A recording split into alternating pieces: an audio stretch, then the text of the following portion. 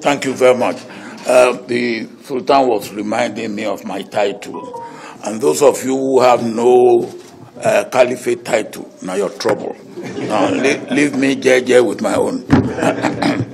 And Dr. Gumi, have you been lucky to have a Sokoto title yet? Malam no dey get title. Oh, Malam no dey get title. No. Okay. So leave us, those of us who are entitled to title. Bishop, I want to thank you and really express our gratitude for you bringing this type of interaction. It's what we need. In fact, we need this on daily basis to be able to talk to ourselves and talk among ourselves rather than talking at ourselves. I always say this: each and every one of us has solution for Nigeria problem, but each and every one of us is wrong. When you bring your own and you think it is perfect, then listen to the other man. But one thing I believe we all have in common: Nigeria. One thing that we have in common: Nigeria. Ijo nation, if you like. I have never used Yoruba nation, and I will never, because I believe that my Nigerianness is bigger than my Yorubaness. And neither my Yorubaness nor my Nigerianness should stand in the way of each other. For me, my Nigerianness is very important because I am more than what I should have been as a Nigerian than as an Oduduwa Republic man. And I believe that that should be the case for every one of us. And again, why should the accident of my place of birth be a hindrance for me as a human being, first of all, and for me as a Nigerian? If I have been born in Sokoto, the chances are probably 99 to 1, I will have been a Muslim. If I have been born in Sokoto. If Sultan had been born in Abeokuta, the chances are 99, no, it won't be 99. It will probably be 55 to 45 that he will be a Christian. Now, what has brought a change, or what he has brought, what he is, or what I am, is where I was born, by whom I was born, and maybe when I was born. Why should that be a deciding factor for me as a human being? So when we come up and we look at ourselves only in the context of where we are born, when we are born, and how we are born, I believe we are making a mistake.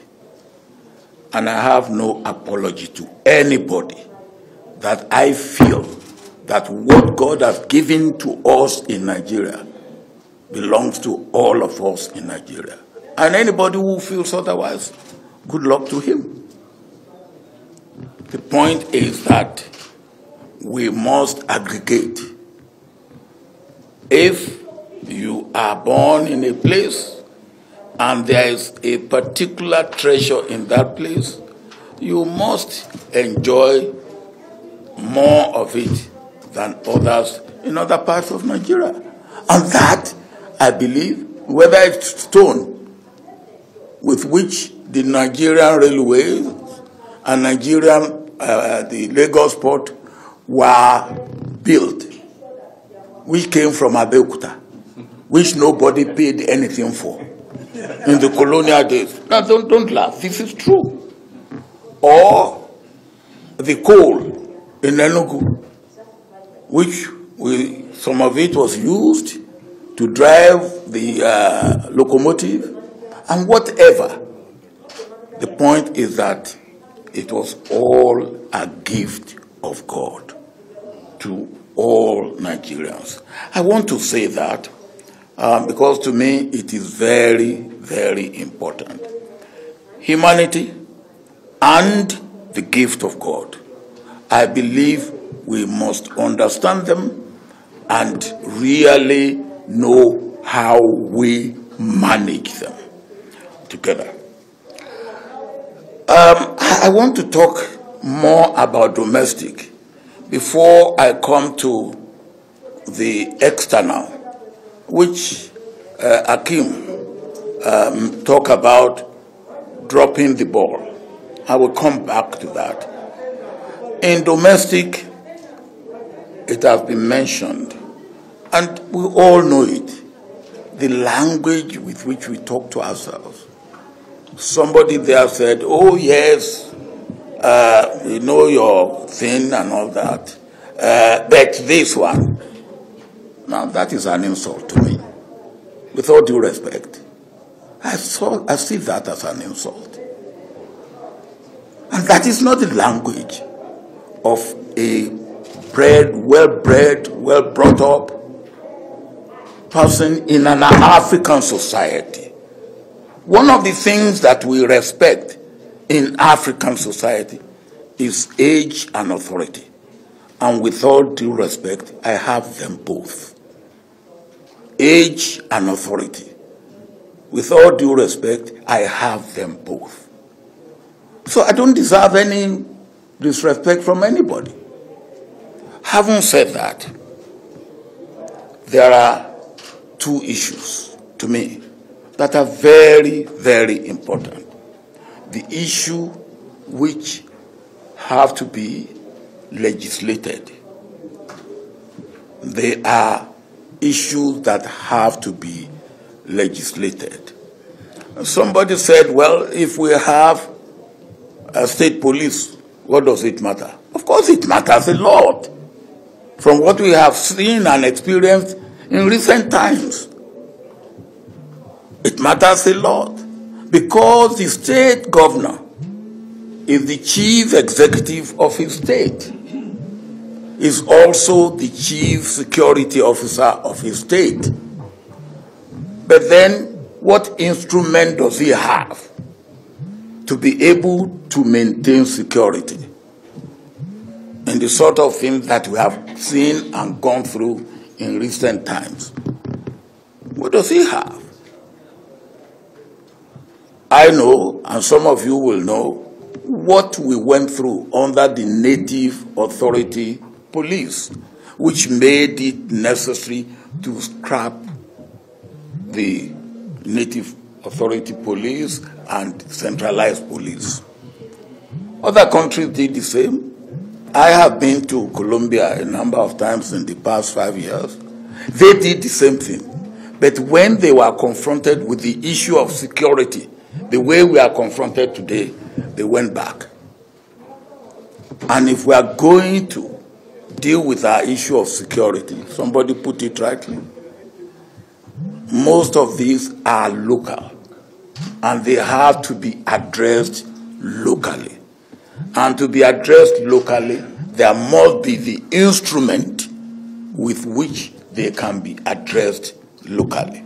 So there are issues of legislation, and I do hope that our leaders at the executive and legislative level will realize that there is need for some legislative action that had to take place before even the next election. The second point, which I have mentioned a little bit in passing, is the issue of the language with which we address ourselves, and the relationship that we build among ourselves. One of the things that I used to take as example is the Sultan and Cardinal Nayakam. They come together, irrespective of religion, and they have common front, common attitude, common solution, common struggle against what they perceive as our problems. Your Eminence, what you are doing, may God give you the ability to continue to do it in this respect. Issues of relationship, issues of language, issues of action we take. Professor Yusuf and Sheikh Gumi came to see me after Sheikh Gumi had gone to the bush to see those boys. I always refer to them as naughty boys. And a number of things were going around before they came to see me. One was that Sheikh Gumi said that the Christian soldiers were the one that were killing their people or something like that. And the second was that he was anointing bandits. So when Sheikh Gumi came, the first question I asked is, did you really say that Christian soldiers were the one killing your people? He said he didn't say that. And in my making effort to receive them, I've called one person who I thought was important. He said, Gumi, I will never talk to him. I said, well, the good thing, if you won't talk to him, I will talk to him. And I talked to him. And I was wiser for talking to him. Much, much wiser for talking to Sheikh Gumi and his team. The first thing that Sheikh Gumi made me to be aware of is that in where those bandits are staying, they have absolute control of it. And in fact, whether it's the military or the police, they don't go to their camp. I wouldn't know that. And until somebody, an eyewitness, tells me that, I will not know. Now, if that is the case, how then do we solve the problem? Because if we don't know, then we cannot find solution. Another thing he said was that, look, those boys of 13, 14, 15, they are soaked in drugs. So they are ruined. What do we have to do? How do we have to rehabilitate them? Or are we going to leave them ruined for the rest of their life? Now, these are things that we should know.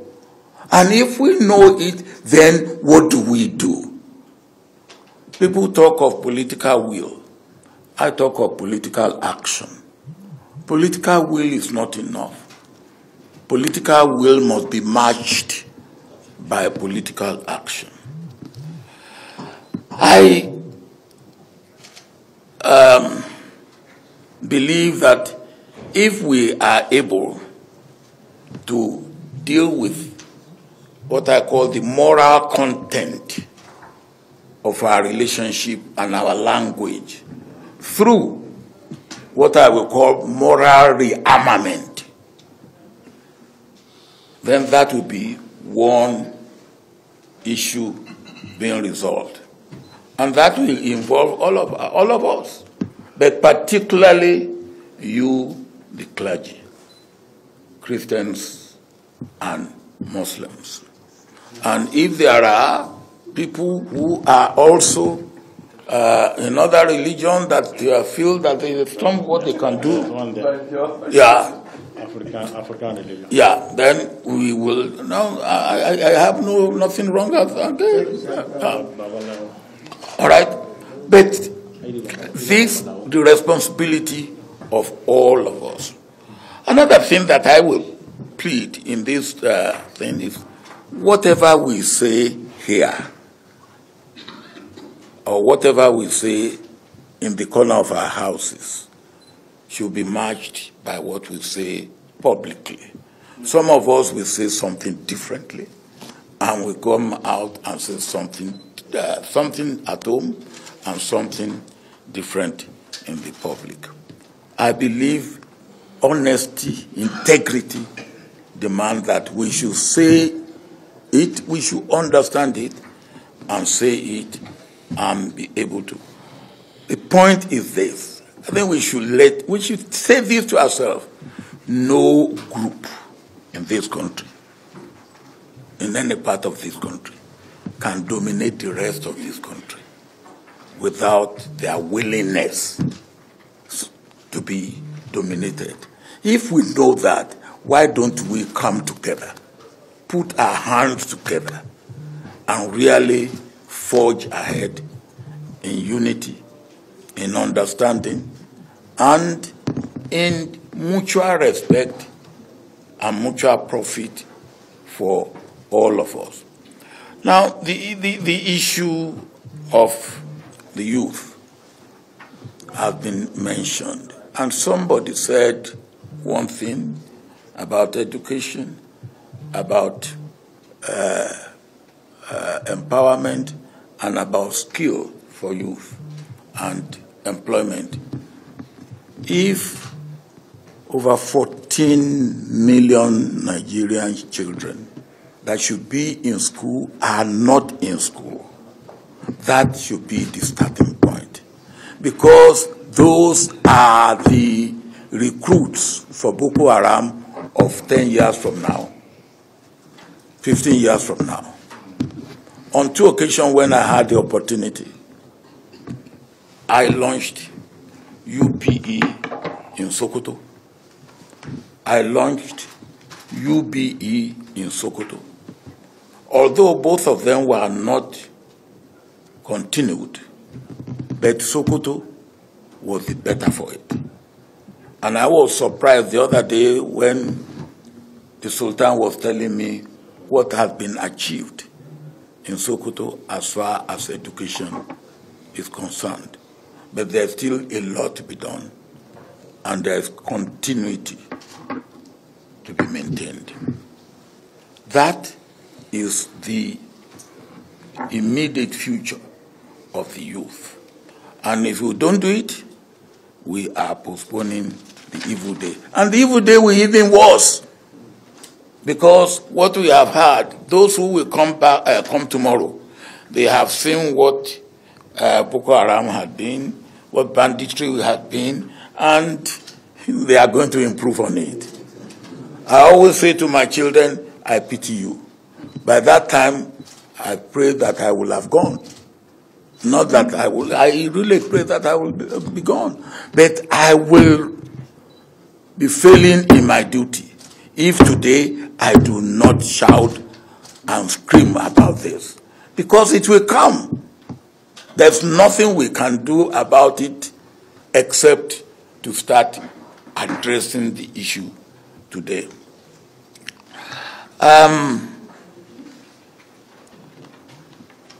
Whatever we have, legitimately or what, whatever is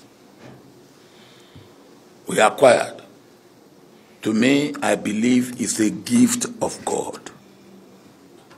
Whether it is individually we claim it or collectively we claim it, it is the gift of God. And if the gift of God is misapplied, misused, then it is between you and God who has given it. And that is the position I hold in this respect. Let me now conclude with my recent experience. I was in France not too long ago. I went to brief President Macron about my work in the Horn of Africa. And after I had briefed him, he decided to brief me about what he's doing in Mali, in Chad, and in the Sahel. And this was soon after the debacle in Afghanistan, the chaotic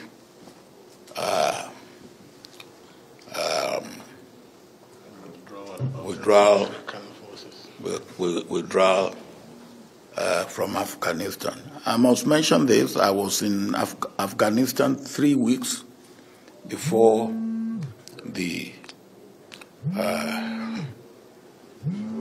withdrawal and the breakup, the collapse of Afghanistan. And President Ghani, who was kind enough even to have a banquet for me on that occasion,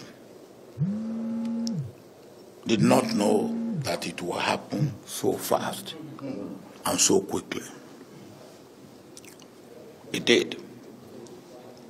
So President Macron was saying to me, look, I have solution for the problem of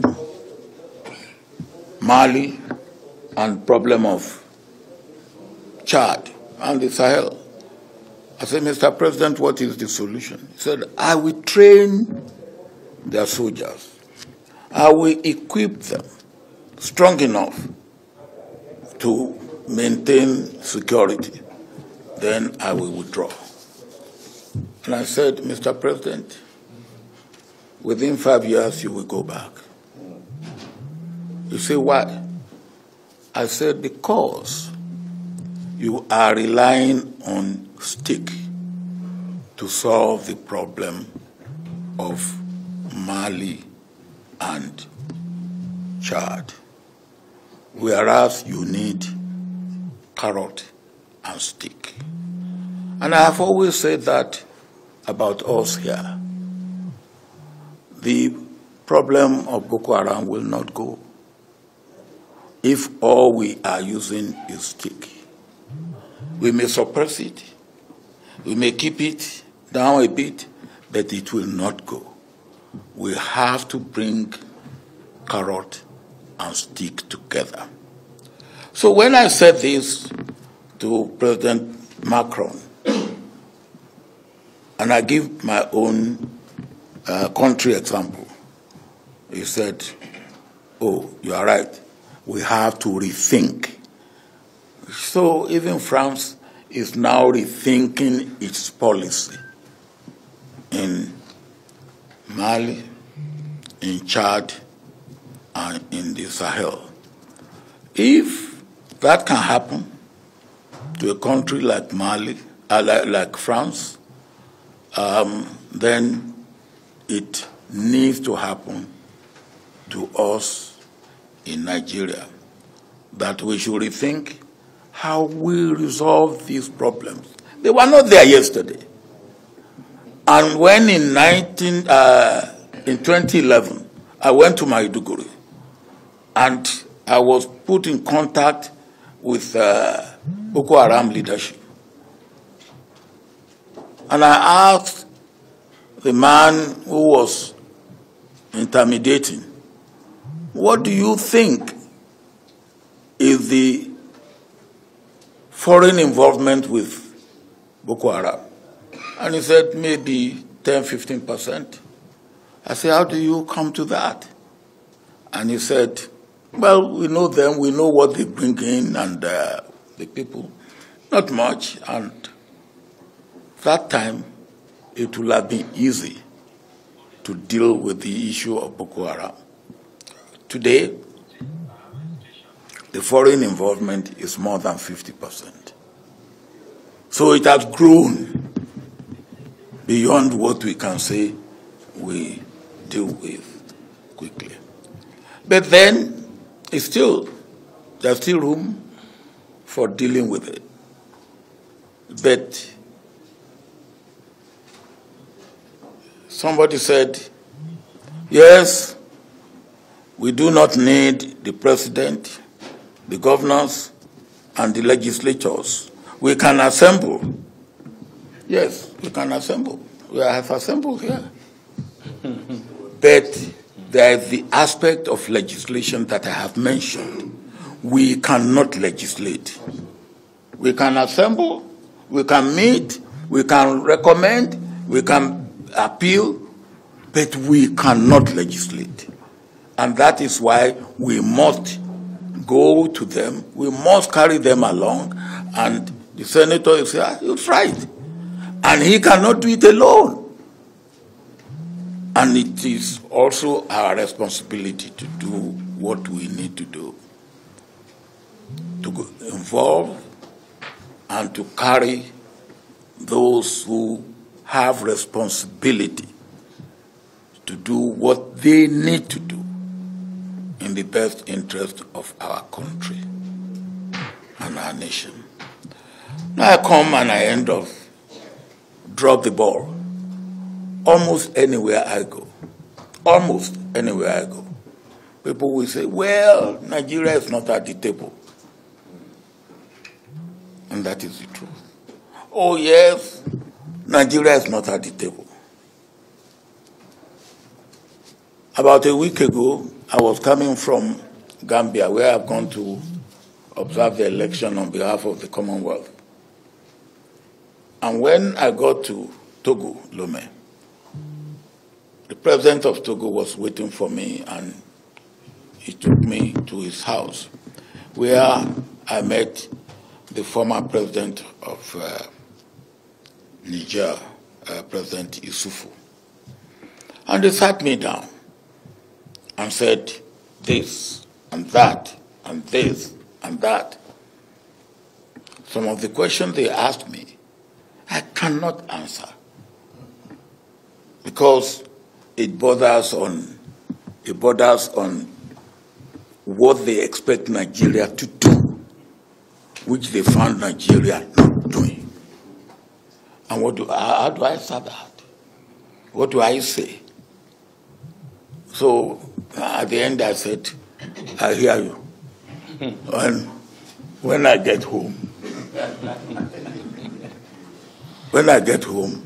I will see what can be done. But when I get home, I won't see anything. That's the truth. Because the truth is this. President Buhari has done his best. That is what he can do. If you expect anything more than what he has done and what he's doing, you are kicking a dead horse. And there's no need. So, if they pass all this into me and say this, what do I say? I say what I think I should say. I understand the point you are making. When I get home, then they will not let me go. But then, where do we go from here? We cannot fold our hands. I believe, and that is part of what we are doing here, and what I believe we must continue to do. How do we prepare for post-Buhari era? Buhari has done his best.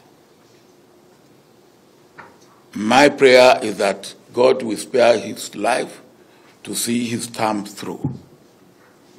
But what do we have after Buhari? What should we do to make post-Buhari era better than what we have now? That is your responsibility. That is our responsibility. And that we cannot, and it's not a question of passing the buck or and saying, look, it doesn't concern me. It concerns all of us. I will finish. Just wait, you are in a hurry. I was talking to some people this morning before I left Lagos. I was leaving my hotel, and a lady came and said, "Sir, I want to take you down." I said, "Down where?" I've never met her before. I said, "Is it down where we have some youth?" I said, "Youth?" He said, "Yes, USAID is giving us money to train some youth in youth empowerment, youth employment, and youth entrepreneurial and entrepreneurship and all that." I said, "Okay, let's go." So we went under at the ground floor of Marriott Hotel where I stayed. And they were there. I said to them, "Look, whatever you are here for, we should thank USAID for making this possible for you. But if you don't take advantage of the opportunity you have, your future may be in jeopardy. But let me tell you, you will go through history. You will look at those who gave us independence, the generation before my own generation. And we can crucify them again and again. But what we cannot change is that they gave us independence.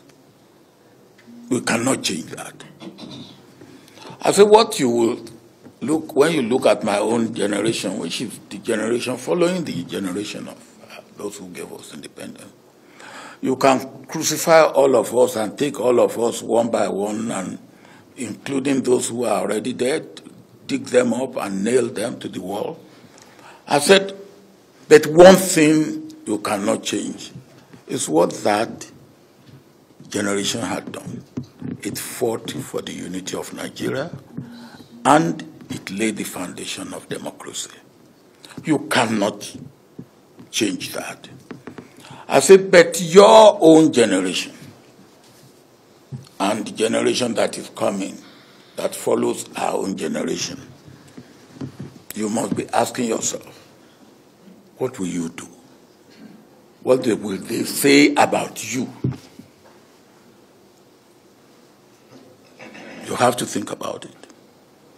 And I said, in the last 2.5 months, I've gone to 2 or 3 countries where the youth have now been recognized as an important, in fact, the main factor in election victory. One is Zambia. And the president of Zambia, the new president of Zambia, when I went to him, said, "Look, I will not have won this election if the youth have not supported me. I will not have won this election if the youth had not supported me." I said, "Thank you."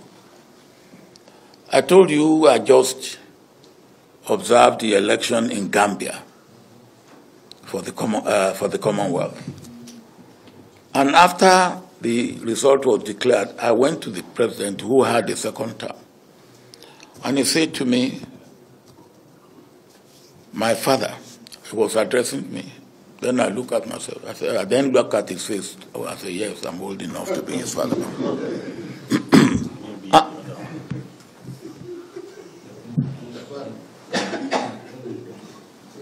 Your Eminence, I won't tell you what His Eminence said. That's soldier talk.